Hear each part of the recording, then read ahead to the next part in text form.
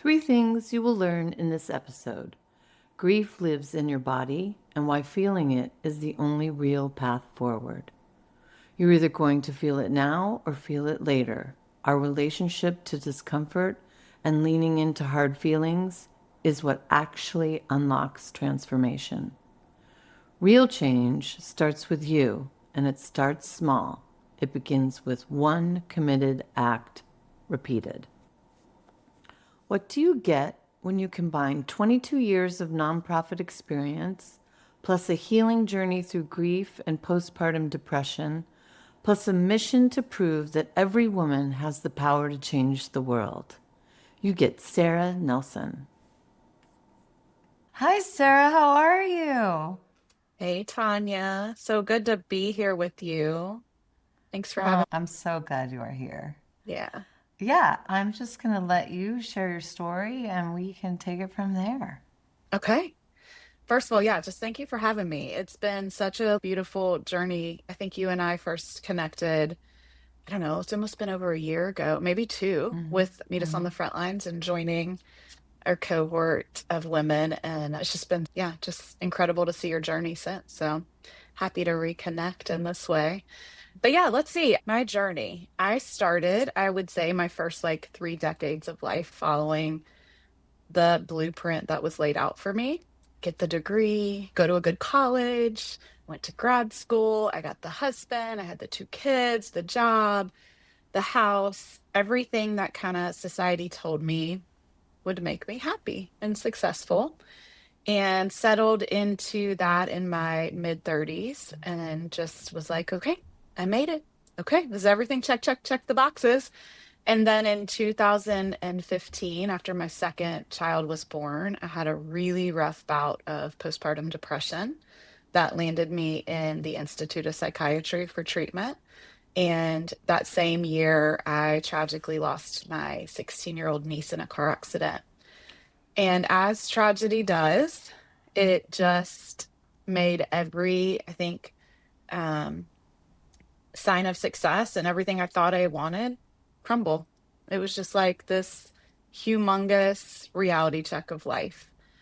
And so that led me, obviously, grief as it does, into a whole healing journey. I ended up in the back of a yoga room where about a year later, after I kept trying to numb my way out of the pain and busy myself, at that point I was in a pretty high up job and was able to outrun it for a little bit and then realized, okay, I'm going to have to go deal with a lot of this. Found myself in the back of a yoga room about a year after she passed. And it was the first time in that room I had felt my body. It's hard to explain because I was in therapy. I was doing all this cognitive behavioral therapy and treatments, and nothing was really working. I just wanted a quick fix. But in that yoga room, I felt like my heart explode. And for the first time, I could feel my body. And I laid on that mat for about an hour and cried. I didn't move. I just laid there. And I was like, what just happened? What was that? So I became somewhat from there fascinated with grief, honestly, and what it does to our body. At first, I was getting this healing. I wanted to find all these tools so I could go fix my family. I, from a very young age, became like the fixer, the one who just comes in and makes everyone feel better. And it might be a middle child thing. I don't know. I wanted to fix my family. They were hurting and there was so much heartbreak. There was a single dad. My mom and my sister and I raised my niece. Losing her was just like the hardest thing any of us had been through. And I wanted to fix it. And so I became fascinated with this concept of grief in your body and how we process and store it. I became fascinated with why people don't talk about grief, why it's something we all deal with and nobody wants to talk about it. So that led me to become a yoga teacher. I found Phoenix Rising Yoga Therapy, which was very much trauma informed, to do my yoga teacher training. And again, it was all in this idea of I'm going to take this back to my family and close friends, and I'm going to be able to fix their heartbreak. And obviously, I've since learned that's not possible. But that started this whole journey of where I am now of teaching yoga, of leading retreats, of helping, I think, people in this transitional periods that we go through to use it as a transformational space. And so that's where it all began in a nutshell.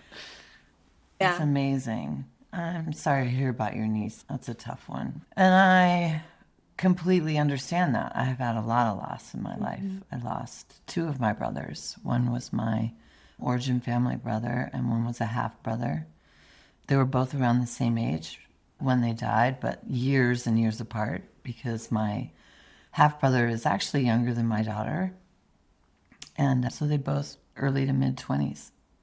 And yeah, it's tough. It's tough losing people when they're young. At least I find there's a little more comfort when someone's lived a great life and they've gotten older and you're like, okay, it was their time or they're out of pain. Or I remember somebody saying to me when my first brother died, he's in a better place. And I just wanted to scream at them.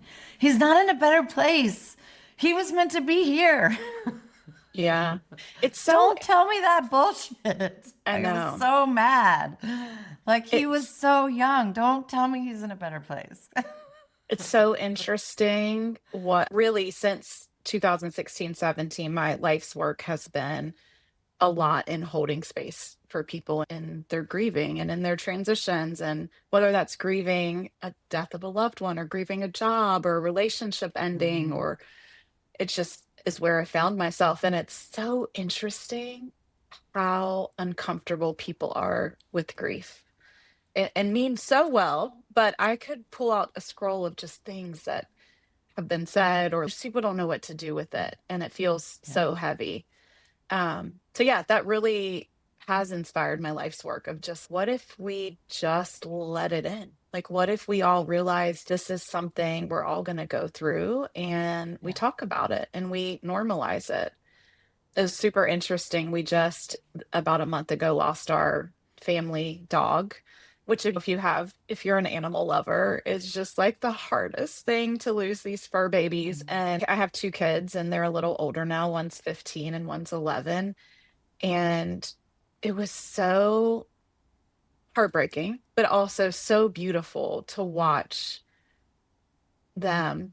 And from this like point of now understanding a little bit more about grief and being able to sit in the process of walking them through this journey and how normalizing and being able to talk about it and just being able to witness how as a kid it was so crazy how my oldest, my daughter, just immediately wanted to shut down. She didn't want to talk to anyone. She wanted to be Mhm. by herself.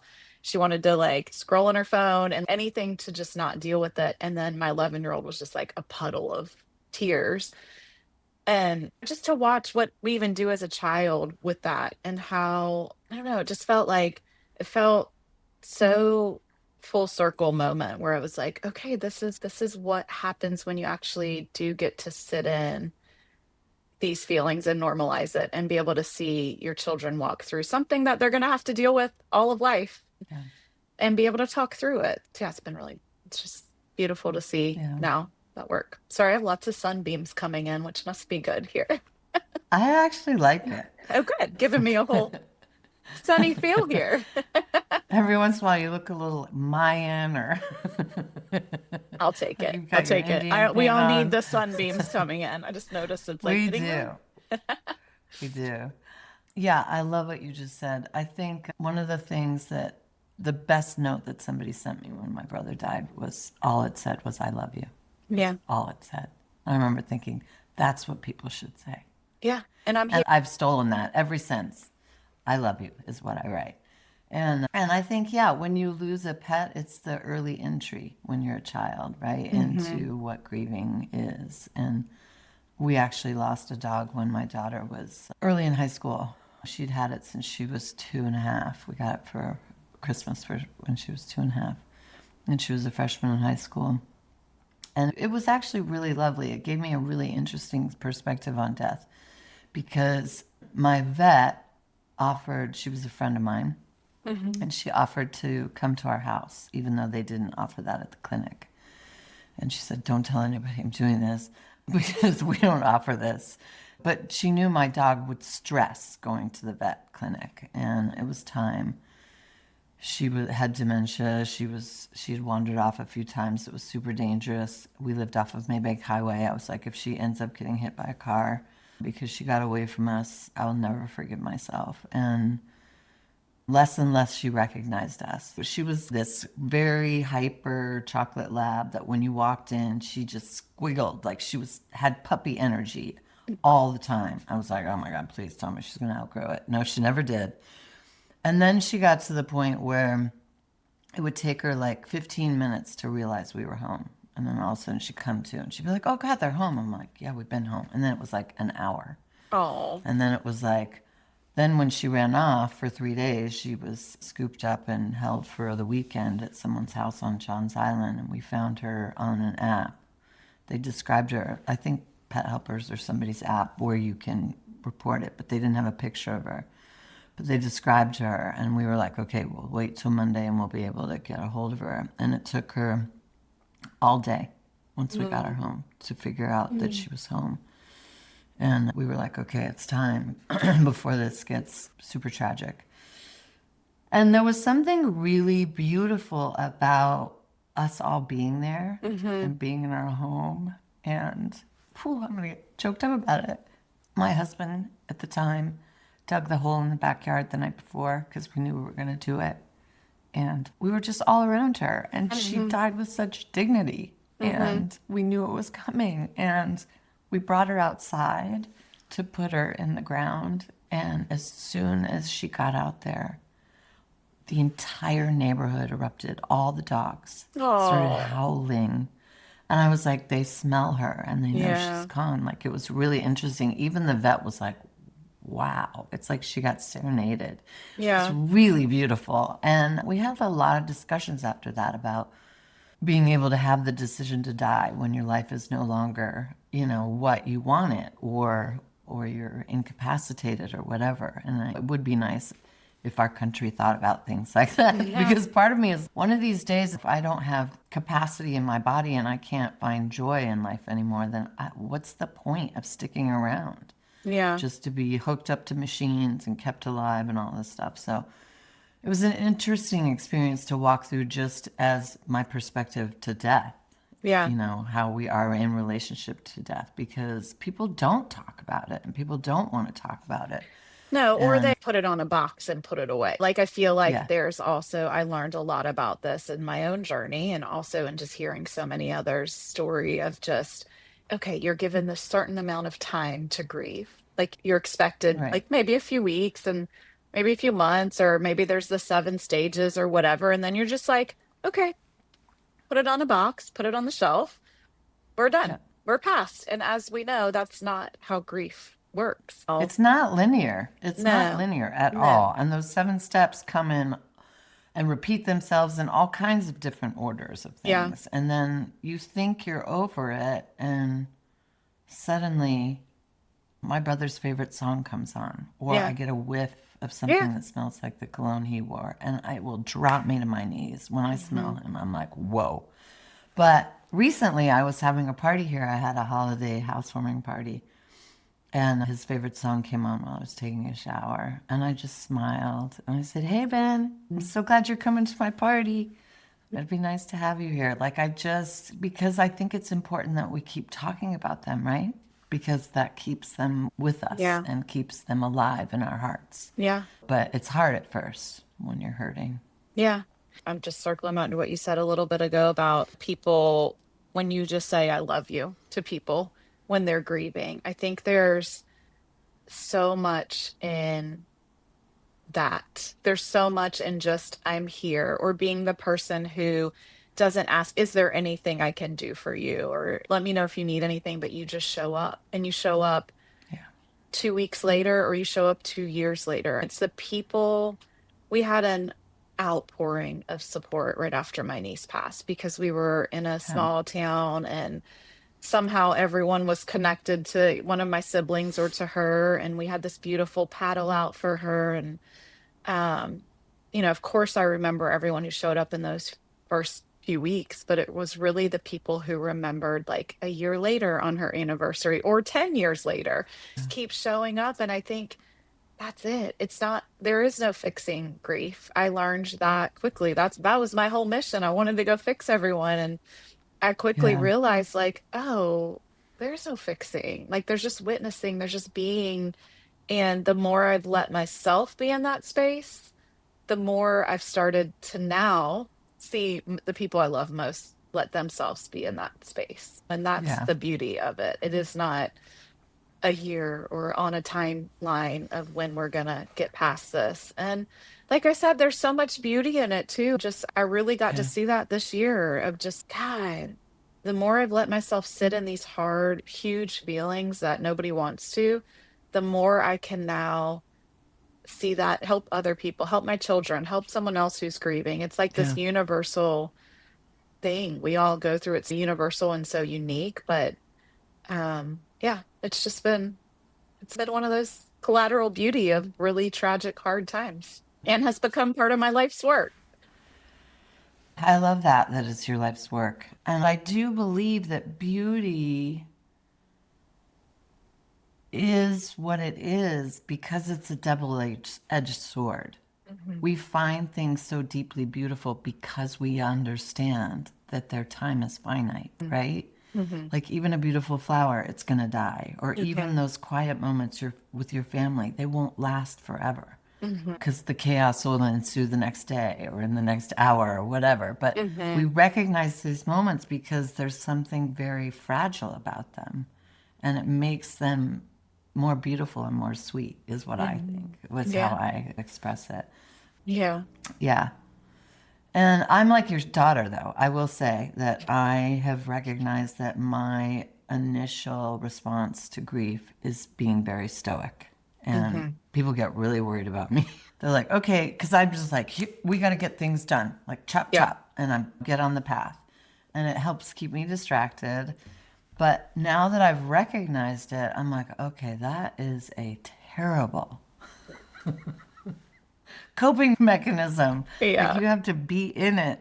And so I'm finally letting go of that when I get in trauma mode, be stoic.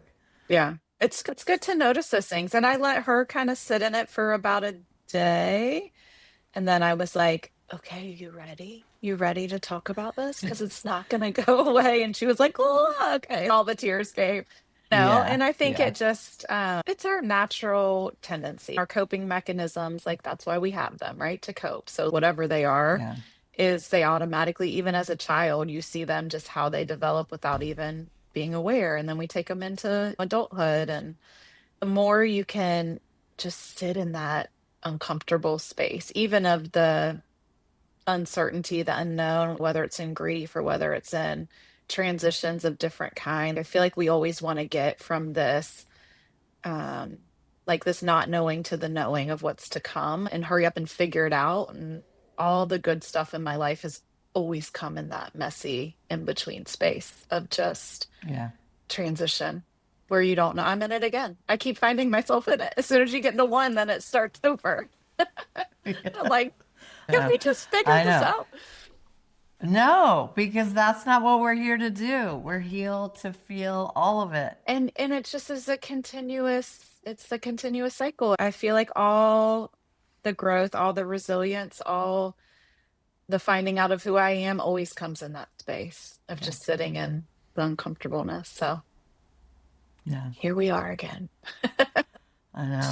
I think I need to get a little more comfortable with being uncomfortable right now rather than having It panic is attacks. so hard. It's so hard. And you want to go to all those coping, whatever it is to take Yeah, it away yeah, and get rid of it. But I've actually I in my own life and in those I love and those I work with, I think the more we are able to sit in that messy middle uncomfortableness, that becomes the portal for transformation always. It's yeah, always after those bathroom floor moments or those I have nothing else to give. I don't know what I'm doing that something comes.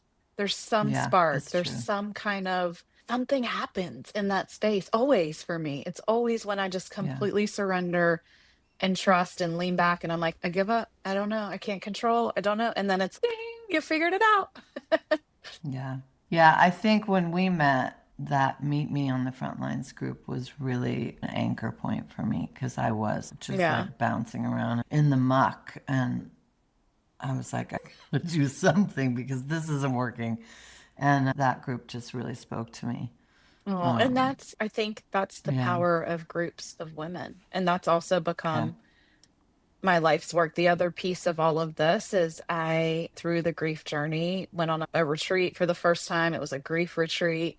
It was the first time I'd opened up in a circle of women and just was like completely authentic and vulnerable, and the mask was off. And I was just able to say all these things that I haven't been able to say. And I, since then, just like it's been part of my life's mission to just bring women together and to be able Yeah. to witness each other, hear each other's stories, realize we're not alone. We're all going through all of these beautifully hard things in life, and all healing has always been for me collectively in groups and in gatherings and in community. And Yeah. having you and meet us on the front lines, that was, when you get a group of women together who not only are on their own healing journey personally, but also deeply believe in the collective healing, and there is no difference, it all correlates. Right. God, there's so much power in that. And we were together through the election in 2024. We like made it Thank through. God. Thank God we were together. I know, I Thank know, God. Yeah. I know. But Yeah. yeah, and that part of 2015, when I lost my niece, that was happening. But the other thing that hugely impacted me is the Emmanuel 9 shooting here in Charleston was that same Mm. year. And I initially connected with those families because of grief. I was grieving. They were grieving in such a different, tragic way. But watching how they gracefully and with so much faith that they had forgave, and like how they grieved publicly not only shifted something in me personally, but collectively, I was like, where have I been? Why Yeah. haven't I been involved in advocating more? Why have I been on the sidelines? And so that was also just a huge transition for me in getting involved. And okay, yes, the personal healing, and you have to start there because you can't transform the world around you if you're not transforming yourself. But also, Right. why am I not doing more? Why am I waiting for someone else to come fix all these problems? And it really began my whole journey on just getting involved and realizing if anyone's going to create change personally, collectively, it's us. It's all of us. It's not Yeah. somebody else out there that's gonna fix it all. If Right. anyone's gonna come fix your life or what's happening around you, it's gonna be you. That's it. That's it. That's Yes. all we've got. Yes. So I'm so It's glad you were so able to be true. there because it was in that, I think it was the second or third cohort Kate and I did. But God, there's so much, It there's was the just, last one in person. I think it was the second one. yeah, yeah. I don't remember. There's a lot that Yeah. year.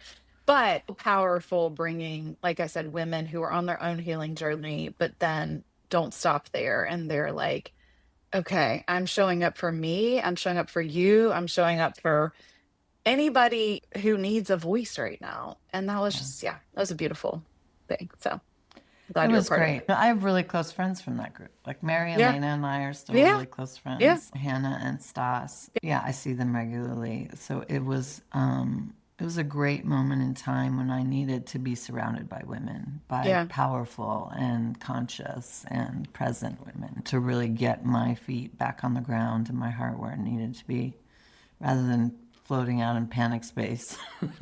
And that's how, same. Anytime Yeah. I've put myself in rooms of women who can show up authentically and vulnerably and just be who they are and share wisdom and learn from each other, I'm forever changed. It's Yeah. why I do what I do. I want every Yeah. woman to be able to experience that and realize like their own power to create change. And how I feel like we put so much focus, even as a child, on our partners, our relationships, right? Like our marriages, and they are important. Good God, they're important. And I don't like, even as a child, you learn of the Disney stories, the Prince Charming and the princess, and Right. everything's happily ever after. And I'm like, it's the women who are always the one. When I'm at my breaking point, and I don't know where to go, it is always the women in my life and my women friends and soul sisters and like this community who find me and lift me back up. And I Yeah. hope we are at a point that we talk more about that and the importance of friendship and women's Yeah. long-term relationships over just our romantic partners. Yeah. I couldn't agree with that more. I will say, when I was going through my divorce, I noticed when I started dating, even though I wouldn't even call it dating. I don't know what I would call it, but whatever it was. I was never serious about anybody because there were things about that person that I would never commit to or date seriously. But there were great parts about it, right? I had a lot of fun with some of them because we had some things in common. But the text message would come in and I would get all fluttery. And then a long period of time had gone by, I would find myself with this sort of yearning in the middle of my heart. That's where it comes from for me. And I started recognizing it. I'm like, you don't even really want to pursue a relationship with this person. Like, why do you have this thing? And I realized that it was my wound and my wound to heal. Hmm. And nobody's going to fix that for me. And that you come into this world alone and you leave this world alone. And like we were talking about earlier, you're the one that's responsible for your healing. Nobody's going to do it for you. Nobody's going to save you from it. You have to work on that. And I started to realize that I have to be the salve. I have to be the one that heals this and puts the salve on it and shore up my own wounds, because you're no good in a relationship Hmm. when you haven't done your own healing. And if you're not willing to do your own healing while you're in the relationship, then it just becomes more and more troublesome. That became my work, was I have to heal the I love things what you about said me too that, about noticing it in your body, because that embodiment piece, and that's something we brought into, I know a lot of with the Frontlines work, but there's so much wisdom that our body holds that we can't, we live up here so much in our heads. When you can even just take a second. I think I heard recently it's 90 seconds an emotion's chemical response it takes to move through your body. 90 seconds. That's a minute and a half. that's it? Wow. Yeah, if you can just sit with an emotion and let it in for 90 seconds and not numb and not grab your phone and not jump up to do the next thing, but actually just sit for 90 seconds. It moves through.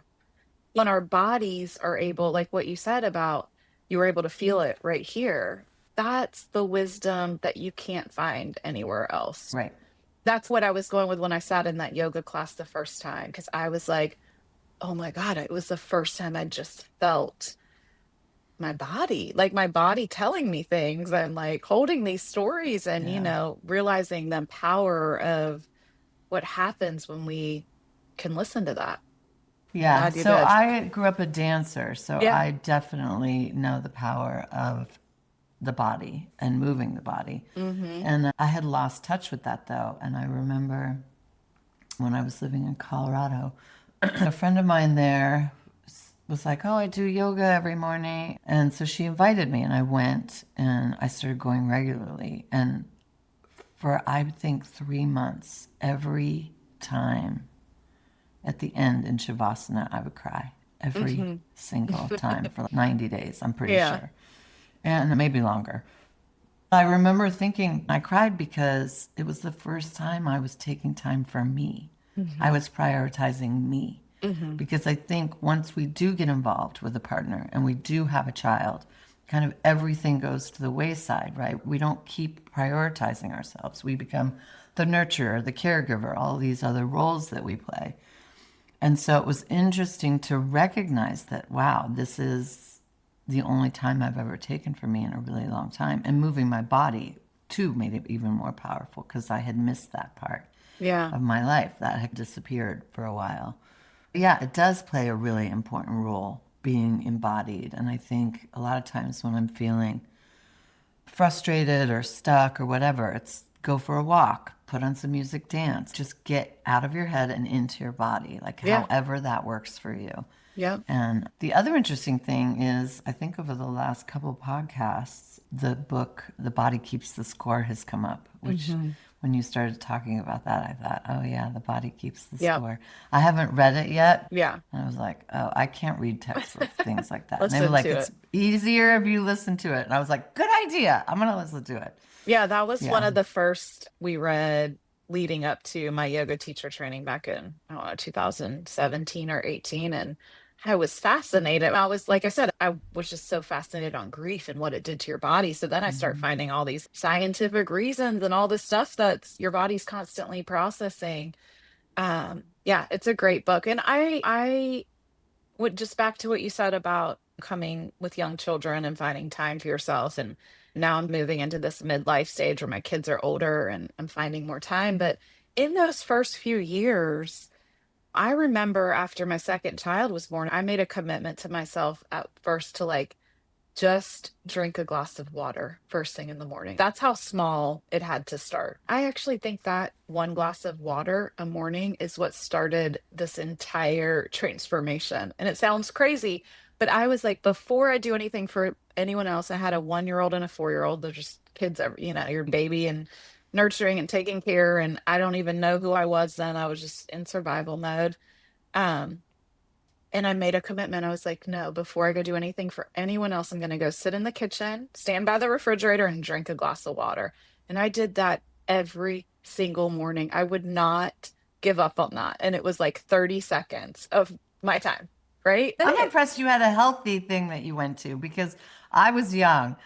I was 26 Yeah. when I had my baby, and I was a smoker at the time. Yeah. So I had quit smoking when I was pregnant.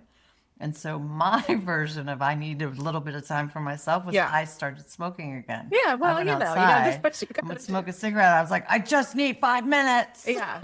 Yeah. Yes. Mine was a little healthier, but I do think, So I yours think was healthier. but you I got to did do kick the what you got to habit. do. You got to do. In those first few Yeah. years, it's just so hard to find anything for Yeah. yourself. And Yeah. I always tell women I work with, and I like just find one thing and just stay committed to it. That accountability piece, whether it's drinking a glass of water or taking the first 5 minutes when you wake up to just write something, anything, or Yeah. yeah, sitting in the sunshine for 5 minutes. I think in wellness, we're sold so much that you have to, go get these massages and go to these fancy yoga classes. And yes, those are great. And we talked about this in Frontlines too with the self-care Yeah. plan. Can you make a plan of taking care of yourself that you don't have to spend money for?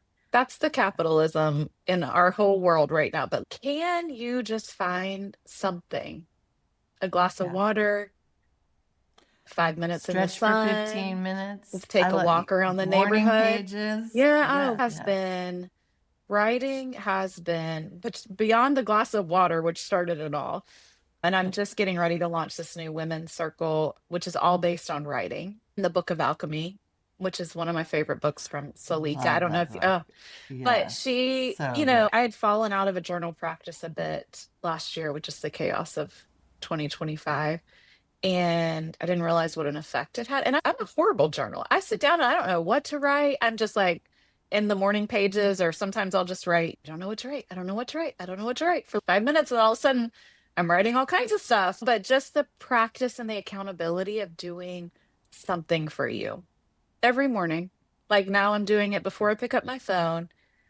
Just write. Sometimes it's a sentence, sometimes it's a word, sometimes it's 10 pages.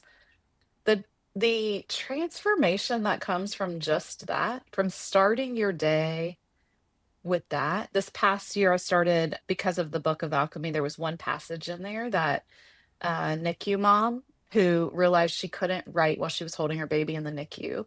So she made a Mm. commitment to herself that when she got home at night, the next morning, she would write the 10 images she remembered from the day before, like just the 10 images that stood out to her. Wow. That has been such a transformational prompt this year. I'll just write every morning, like, what are the 10 images that stick out from yesterday? They're never the big things, they're never these huge, elaborate. It's seeing my son walk down the staircase when he's first waking up in the morning, or a friend having a really hard, vulnerable conversation with me and the look on their face. it's just these everyday moments, but like taking Right. time to acknowledge, write those down. And I just, now that we're turning the new year, I just went back and have been reflecting on these 10 images from each day. And I was like it makes me teary-eyed because it's just the everyday moments. Right. And those are the things we remember. And yeah, that's been a Yeah. beautiful practice this year. I love that. I love that.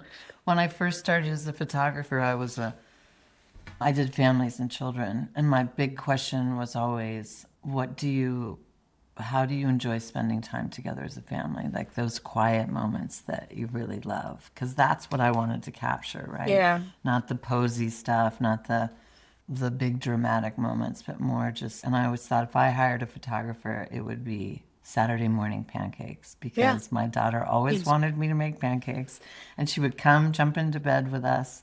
And I was a single mom the first 2.5 years. Actually, I was a single mom for 5 years. We got married right before she turned 5.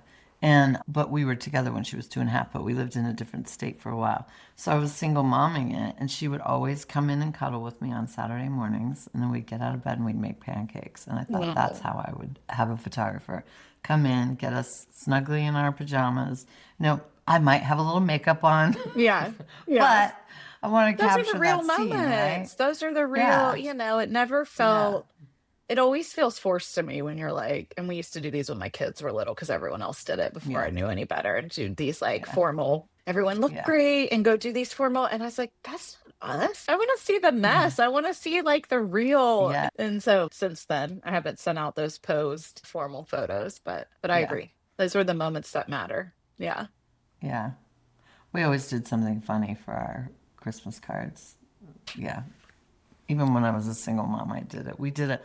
I was in grad school in Syracuse when she was 4, and I was waiting for it to snow so we could build a snowman. And it didn't snow that year. It was so Of funny. I was course. like, oh my God, it's not going to snow. Like, I got 7 feet in Buffalo, and I was like, and we got nothing. So I packed white garbage bags with That's paper. amazing. Those were We probably built the this best. hilarious, I and love she's got it. like a snow scraper, and she's rawr, and she's like dangling on one foot, and I had no hair at the time. I had shaved all my head for my work in grad school. I was doing self-portrait project, and I had a baby skull cap on, and You need because to they pull were, those out. I bet they were the best Christmas photos anyone got that year. Because that's what people yeah, want to and see. Like, I don't want to see people's perfect, like, I want to see the yeah, messy, show me all the yeah. good stuff. Yeah. In Colorado once we built an actual snowman and then we took our Halloween pumpkin and put it as the head Oh my because it was still gosh. in perfect shape because it had been snowing. It snows like starting in May there. Hmm. Or no, starting in October. Sorry, it ends in May.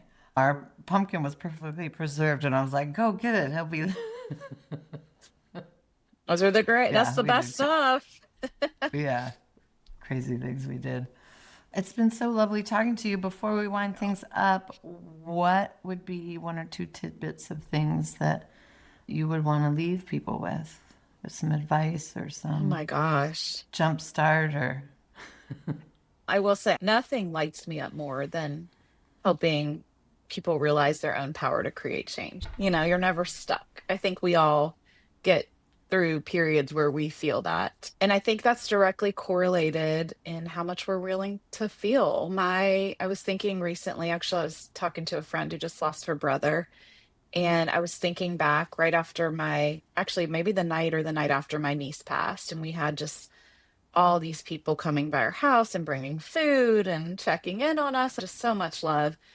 And I remember like friends stopping by and were like, here, take a Xanax, this will help, or here's some drinks, like needing to just take anything to take the pain away. And of course, I was like, okay, yeah, great. I don't want to feel this. And I remember my mom pulling my brother and my sister and I into her bedroom.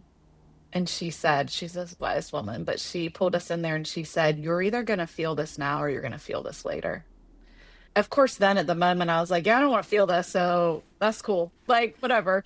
And it took me I'll a deal with it year. later. Yeah, I was like, okay, I'll check later. But it took me a few years, maybe even just in the last couple years, to realize what she meant. And I think Mm. our change and our transformation that we're all craving in some way is directly correlated to the amount of time we're willing to sit in those hard feelings. Yeah. So you're either going to feel it now or you're going to feel it later, is what I would. I think that's been one of the Yeah. biggest pieces of advice for me that I keep reminding myself when I'm like, even just on I woke up anxious today, or what I woke up feeling a lot of fear today. I'm like, okay, what if I just let anxiety in? What if I just let grief in today? Instead of what's so natural that we want to push it Yeah. away, we want to numb, we want to run, we want to distract, we want to do whatever. But what if I just was like, okay, anxiety, I feel you. Come on in, give it a seat at the table. Guess what Yeah. happens? We're able to feel it that 90 seconds again for emotions chemical Yeah. response. Yeah, long answer too. I No, think that's great how all answer. transformation begins is you've just got to sit in it. Yeah. I Yeah. think that's a great answer. Great answer. All right. So tell us a little bit about what you do. Tell us about Meet Us on the Front Lines. Tell us about your Yeah. retreats. Yeah, I have my company's called the Soul Journey, SOL Journey, the Sun Journey. Love it. Um, and I coach one-on-one. I have one-on-one coaching clients. And then as well, I brought in, I didn't even talk about this, but I left my 22-year career as I was building all of this happening on the side. I was also working a long time in corporate development and fundraising. And so I left all of that in 2022 to build my own coaching and consulting company. So you can find me at thesouljourney.com. Nice. I host 2 to 3 retreats a year. I'm getting ready to do my 12th one in Mexico at the end of February. And then I have women's gatherings. We do the gathering twice a year, as well as other pop-up events here in Charleston and virtually. And then, yeah, let's see, 2024, January of 2024, my friend Kate Counts and I founded Meet Us on the Front Lines, which is a nonprofit that prepares, connects, and empowers people who want to create change and get involved and get off the sidelines and connects them with the organizations who are doing the front lines work. So that's been such a journey, such a beautifully hard journey of how to get people to realize their own power to create change. And goodness gracious, is gracious, if there's never a more important time to do that, it is right now as we head into 2026 and such a big year. And I know it can feel overwhelming. I feel overwhelmed. I need to check out sometimes. The news is nonstop. There's so much happening. It feels like everywhere we look, something's on fire. And our goal is to really remind people that they can create change. We take people through a cohort where they learn their personal values, their 1 or 2 collective causes that are important to them, their specific roles, what they can bring, and then we just help connect them with organizations doing the work. So you can find out more about us at meetusonthefrontlines.com.